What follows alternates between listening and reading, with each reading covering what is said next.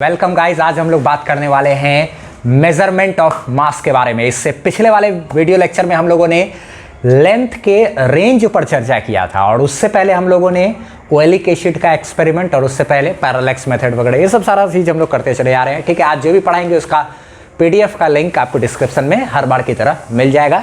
ठीक है, देखते हैं जरा सा, बात करते हैं मास के मेजरमेंट के बारे में।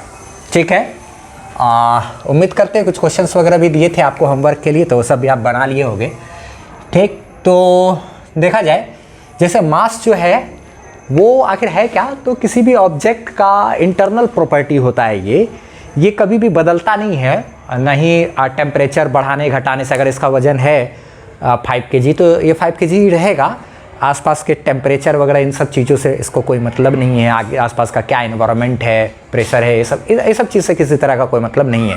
अगर आप किसी ऑब्जेक्ट का वज़न यानी मास की बात कर रहे हैं, नॉट वेट। अगर मास जो है, अगर किसी ऑब्जेक्ट का 5 kg है तो मून पर भी चले जाओगे तो मास 5 kg ही रहेगा, लेकिन जो वेट है ना वो वेट बदलता है। खैर, मास और वेट के बारे में हम लोग को आगे चर्चा करना है न्यूटन्स लॉ ऑफ मोशन में। तो मास यानी कि जिसको हिंदी में द्रव्यमान वगैरह भी बोलते हैं। ठीक है, तो खैर ये जो मास रहता है वो ऑब्जेक्ट का इंटरनल प्रॉपर्टी है, तो वो नहीं बदलता है भाई। यहाँ रहो, कहीं रहो, स्पेस में रहो, कहीं भी रहो। ठीक है, हाँ, बदलता कौन है? वेट बदलता है, द्रव्यमान बदलता है। तो वेट अलग अलग चीज़ होता है। ठीक है, वो होता है mg मास, और एक्सेलरेशन ड्यू टू ग्रेविटी, दोनों के प्रोडक्ट को कहते हैं। वो सब चीज़ हम लोग को आगे Newton's law of motion chapter में पढ़ना है। ठीक है, वेट वगैरह के बारे में। वेट वो चीज़ होता है, मास जो होता है वो, और एक्सेलरेशन ड्यू टू ग्रेविटी, ये दोनों का प्रोडक्ट करने से वेट आता है। उसी को हम लोग किलोग्राम में नापते हैं। वो लोग कहते हैं ना किलोग्राम, लेकिन एक्चुअल में वेट जो नापा जाता है, वेट को न्यूटन में नापा जाता है। ये सब चीज़ हम लोग को आगे चर्चा करना है। फिलहाल हम लोग मास पे ही रहते, एकदम सिंपल। मास किसी भी ऑब्जेक्ट का इंटरनल प्रॉपर्टी है जो कि आसपास के एनवायरनमेंट से कोई इफेक्ट नहीं होता उसको। ठीक, और एक बात ध्यान रखना है कि ठीक है, मास है बेचारा। मास क्या है? इंटरनल प्रॉपर्टी है। मास क्या है? Internal property of material. किसी भी मटेरियल वगैरह का कुछ का क्या है? इंटरनल प्रॉपर्टी होता है। ठीक, अब एक बात देखा जाए, मास का जो SI यूनिट है आप लोग जानते होंगे, किलोग्राम होता है। इसका SI यूनिट SI यूनिट का मतलब समझते हैं, इंटरनेशनल सिस्टम ऑफ यूनिट, जो हर जगह वैलिड है, वो क्या है? किलोग्राम, kg ना। अच्छा ठीक है, एक बात ये ध्यान रखना, आखिर ये किलोग्राम यानी 1 किलोग्राम जो है ये आखिर कहाँ से क्या तय किया गया है? तो ये ऑटोमेटिकली हर देश का जो साइंटिस्ट है सब लोग मिल करके पेरिस में वहाँ पर एक मीटिंग किए थे 1889 में।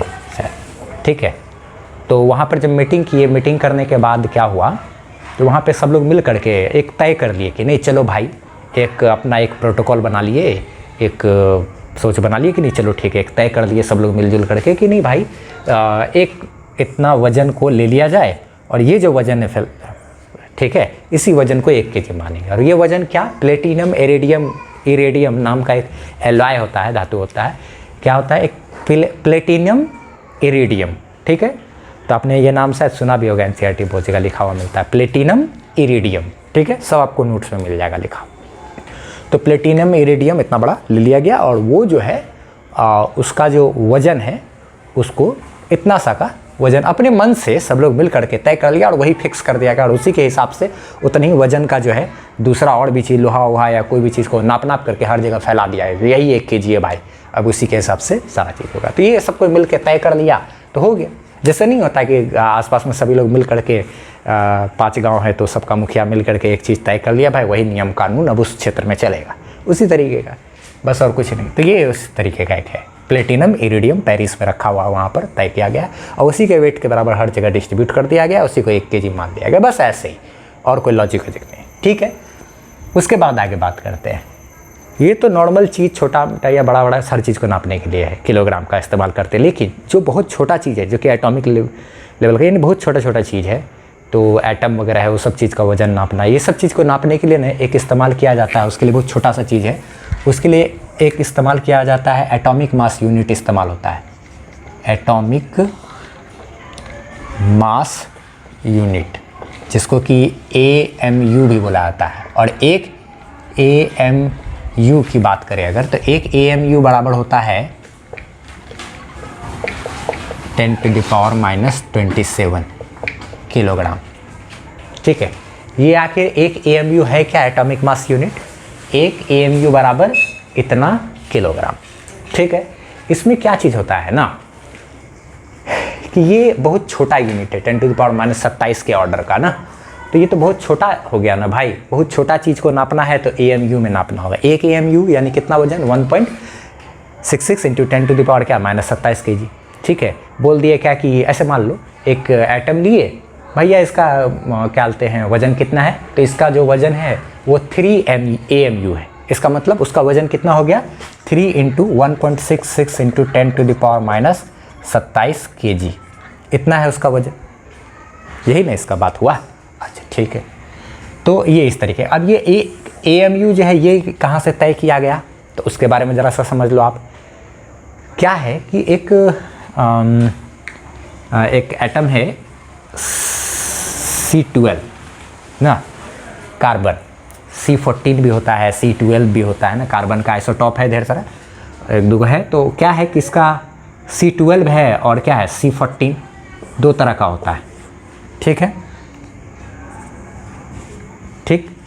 तो जो ये जो है ना क्या C12, इस C12 का कार्बन 12 जो है, इसका क्या किया गया, इसका जो मास है, इसके एक एटम का मास, इसका एक एटम मतलब, इसका एक एटम कहने का मतलब न्यूक्लियस भी प्लस ऑर्बिट में इसका घूमता हुआ इलेक्ट्रॉन, तो ये टोटल मिला करके न्यूक्लियस अंदर में ये नाभिक है, चारों तरफ घूमता हुआ इलेक्ट्रॉन है C12 का, कार्बन 12 का। इसका जो एटम का, एक एटम का जो वजन है, ठीक है, उस एक एटम का जो मास है उसको क्या किया गया, एक एटम का जो मास है इलेक्ट्रॉन सहित, न्यूक्लियस सहित जो उसका मास है, उसको 12 से डिवाइड किया गया। फिर जितना आया उसी को मान लिया गया एक एटॉमिक मास यूनिट। क्या चीज़, mass of one atom of C12 divided by क्या, 12, यही बराबर क्या है, एक AMU, इसी को नाम दे दिया गया। कार्बन 12 का टोटल एक एटम का जो मास है उसको 12 से डिवाइड किया गया, और जो एक भाग आएगा वही एक भाग का वजन हुआ उतना, और उसी को बोल दिया गया क्या, एक एटॉमिक मास यूनिट ना। कार्बन 12 के मास के 12वां हिस्सा जो है उसी से तुलना किया जाता है बाकी और सब एटम वगैरह के मास का। ठीक है, उसी को एक AMU बोलते हैं। फिर आगे एक बात करते हैं। ठीक, ये सब चीज़ में इसका स्क्रीनशॉट लेना चाहो तो ले सकते हो आप, मिटा रहे हैं, आगे बात करते हैं हम लोग।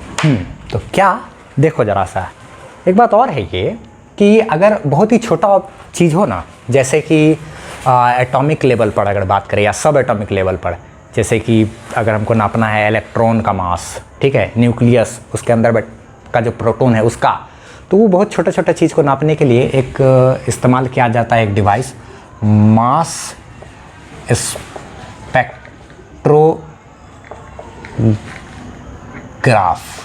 ठीक है, मास स्पेक्ट्रोग्राफ के मदद से हम लोग बहुत एटॉमिक या सब एटॉमिक जो ऑब्जेक्ट होता है उसका वज़न नापते हैं। ठीक है, ये ध्यान में रखना आप। ये इंजीनियरिंग का पार्ट है जो हम लोग को यहाँ पे पढ़ने वढ़ने का है नहीं। वो डिवाइस कैसा हो तो वो देख लो आप। ठीक है, ये इस तरीके का है।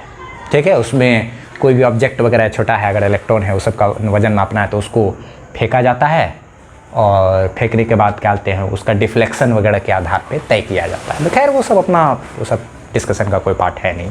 तो खैर ठीक है, छोड़ो, बस ध्यान रखना कि बहुत छोटा चीज़ एटॉमिक या सब एटॉमिक अगर लेवल पर जो बहुत छोटा चीज़ होता है तो उसका वजन अगर हम लोग को नापना है तो उसको नापने के लिए हम लोग क्या इस्तेमाल करते हैं, मास स्पेक्ट्रोग्राफ का इस्तेमाल करते हैं, जो इंजीनियरिंग का पार्ट है। ठीक, इसके अलग अब हम लोग को एक्स्ट्रा चीज़ और एक बात जानना है।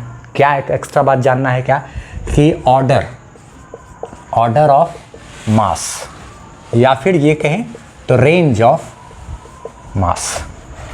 मतलब क्या, तो देखा जाए जरा सा, नोट्स में सारा चीज़ डिटेल में अच्छे तरीके से है भी। तो क्या, जैसे कि मान लो अगर प्रोटॉन है, ठीक है, तो प्रोटॉन है भाई, तो इसका वजन कितना होता है, 1.6 इंटू 10⁻⁻27 kg, 1.674 या 2 होता है ऐसे करके। तो खैर, तो यहाँ पूछा जाए कि मास का जो वजन है, प्रोटॉन का जो मास है सॉरी, वो किस ऑर्डर का है, तो क्या बोलेंगे, 10⁻⁻27 के ऑर्डर का है। अगर यही पूछा जाए कि इलेक्ट्रॉन जो है उसका मास किस ऑर्डर का है, तो 9.1 into 10 to the power minus 31 kg होता है। तो पूछा जाए इलेक्ट्रॉन का मास किस ऑर्डर का है, तो 10 टू द पावर माइनस 31 के ऑर्डर का है। तो ये ऑर्डर का मतलब समझे ना, मास के ऑर्डर का मतलब ध्यान में रखना। बशर्ते ऑब्जेक्ट लिखा हुआ जो होना चाहिए वजन, वो something point dash dash point कुछ होना चाहिए। यानी कि अगर क्या कहते मान लो कि एक एग्जांपल के लिए ले लिए, किसी भी ऑब्जेक्ट है ये, इसका जो मास है m और ये m मास है मान लो 2.732 इंटू 10 टू द पावर 11। तो यहाँ पे पूछा जाएगा कि ये जो ऑब्जेक्ट है इसका मास किस ऑर्डर का है, तो बोलेंगे क्या 10 टू द पावर 11 के ऑर्डर का है। ठीक है, ये ध्यान रखना। यहाँ पे पॉइंट के इधर एक अंक होना चाहिए, अब आगे कैसे। ठीक है, ये इस तरीके से ध्यान है। कुछ एग्जांपल्स है जो हम डाटा में यहाँ पे दे दिए हैं, उसको ध्यान में रखना है। तो ठीक है, बस इसका स्क्रीनशॉट लेना चाहो तो ले लो, एकदम सिंपल सा चीज़ है, कोई खास चीज़ है नहीं है। ठीक है, तो अब बस क्या कहते हैं वीडियो को इतना ही रहने दिया जाए। सॉल्यूशन ये पसंद आया हो तो आप इसको लाइक ज़रूर कर लेना, चैनल पर नए हो तो सब्सक्राइब भी कर देना है। ठीक है, मिलते हैं अब हम लोग अपने नेक्स्ट वाली वीडियो में, जिसमें कि हम लोग बात करेंगे टाइम वगैरह के बारे में। ठीक है, मेजरमेंट ऑफ टाइम पे चर्चा करेंगे। ठीक है, बस इसको इतना ही रहने दिया जाए।